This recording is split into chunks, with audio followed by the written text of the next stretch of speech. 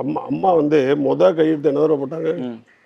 விவசாய கடன் தள்ளுபடி பண்ணாங்க. சரி சார். இவர் டாஸ்மார்க்க மூடினார். டாஸ்மாக் 500 கடையை மூடினாங்க. இவர் 700 சில்லறை மூடிட்டார் சார். எங்க மூடிட்டார்? சொன்னதுதான், இன்னும் மூடல சார். 700 எந்தெந்த கடன்னு கண்டுபிடிக்கல நீங்க வேற.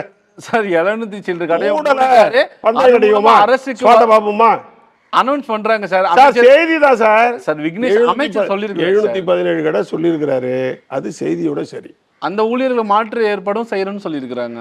பண்ணல, சொன்னதோட சரி. ஒரே நாடு ஒரே தேர்தல் எந்த தைரியத்துல சார் அடிச்சு சொல்றீங்க? கண்டிப்பா 3 வருஷத்துல ஒரே தேர்தல் நடக்கும்னு.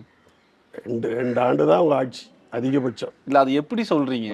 பாருங்க சார், சூழ்நிலை தான். சூழலை வச்சு எப்படி சார் இவ்வளவு கரெக்டா ப்ரெடிக்ட் பண்ணுவீங்களா? பொருளாதார சூழ்நிலையை, அரசியல் சூழ்நிலையை, அவர்கள் வெற்றி பெற்றிருக்கிற சூழ்நிலையை, இது எல்லாத்தையும் வைத்து பார்க்கிற பொழுது இதுதான் நடக்கும் என்று நாங்கள் எதிர்பார்க்கிறோம். பாஜக கூட்டணியில இருக்கிறதுனால மெசேஜ் எதுவும் வந்திருக்குமா? அப்படி இல்லை. இல்ல நீங்க இவ்வளவு அதிகாரப்பூர்வமான சொல்ல மாட்டீங்களா? எங்களுடைய அறிவை பயன்படுத்தி, எங்களுடைய அனுபவத்தை பயன்படுத்தி நாங்கள் சொல்றோம்.